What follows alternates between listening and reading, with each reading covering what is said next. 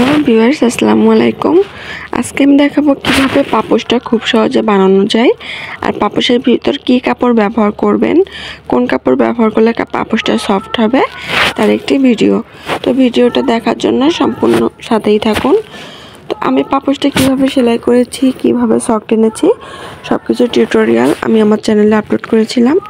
এখন আমি দেখাচ্ছি সেলাই করার পর এর লম্বা কতটুকু আছে, চওড়া কতটুকু আছে। লম্বা আছে 20 ইঞ্চি, চওড়া আছে 18 ইঞ্চি, আর সাইডে হচ্ছে 1 ইঞ্চি বা 1.5 ইঞ্চির মতো এক্সট্রা আছে। এখন আমি ভিতরে হচ্ছে এই সাদা কাপড়টা ব্যবহার করব আর নিচে ব্যবহার করব কালো কাপড়টা। যেহেতু সাদা কাপড় ব্যবহার করলে ময়লা হওয়ার চান্স বেশি থাকে, এজন্য সাদাটা আমি ভিতরে ব্যবহার করব। তারপর আমি এটাকে 2 ভাঁজে ভাঁজ করে দেন পাপোশ যে আছে আমি যেটা করেছিলাম সেটার মাপে এটা আমি কেটে নিয়েছি। আপনার চাইলে 1 ইঞ্চি পরিমাণ বাড়তি রেখে কাজটা করতে পারেন। আমি পাপোশের সাইজে কেটে নিয়েছি। এরপর কালো কাপড়টাও সেমভাবে কেটে নিয়েছি। তো আমার এখানে টোটাল হলো 4টা। প্রথমে পাপোশের কাপড়, ভিতরে সাদা কাপড় 2 পার্ট আর নিচে হচ্ছে 1 পার্ট। তো আমি হচ্ছে সাদা কাপড়টা আর কালো কাপড়টা একসাথে অ্যাটাচ করে তারপর হচ্ছে পাপোশের কাপড়টা জয়েন্ট করব। এজন্য আমি 1/2 ইঞ্চির মতো গ্যাপ নিয়ে পুরো সাইডে সেমভাবে সেলাই করে নিচ্ছি। আপনারা আপনাদের পছন্দ মতো সেলাই করে নেবেন। এরপর আমি ভিতরে 2 ইঞ্চি গ্যাপ দিয়ে দিয়ে পুরো পাপোশটা সেলাই করে নিব। দেখুন কিভাবে করছি, আমি স্পিডটা দেখিয়ে দিচ্ছি কারণ এটা হচ্ছে বোঝার কিছুই নেই, আমি যেভাবে দেখাবো সেভাবে করে নেবেন।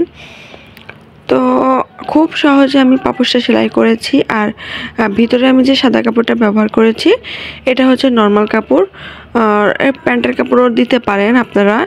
এখানে জিন্সের কাপড় দিলে ভালো হবে। আর মেন হচ্ছে প্যান্টের কাপড় দিবেন আপনারা, কোনো হচ্ছে সুতি কাপড় বা ভয়েল কাপড় এগুলো দিতে যাবেন না, তাহলে এটা খুব তাড়াতাড়ি নষ্ট হয়ে যাবে। এরপর আমি পাপোশের সদর সাইডটা আর যে পার্টটা করে নিয়েছি তার সদর সাইডটা ভিতরে রাখবো। আর উল্টা সাইডে আমি এভাবে 4-5টা সেলাই করে নিব। একটু গ্যাপ রাখবো, সেখান থেকে আমি এটা উল্টে নিব। উল্টে নেওয়ার পর এই যে উল্টানো সাইডটা ছিল সেইখান থেকেও একবারে ধরে পুরো সাইডটা সেলাই করে নিব। তো আমার পাপোশটা অলমোস্ট রেডি। আর যদি বুঝতে পারেন তো ভালো কথা, না বুঝতে পারলে অবশ্যই কমেন্টস করে জানাবেন, আমি আপনাদের কমেন্টসের উত্তর দিব। আর মেন হচ্ছে কোন সুইটা ব্যবহার করবেন, এখানে আপনারা 20 নম্বর সুইটা ব্যবহার করবেন। এক্ষেত্রে পাপোশটা খুব ইজিলি সেলাই করতে পারবেন। Thanks for watching. আল্লাহ হাফেজ।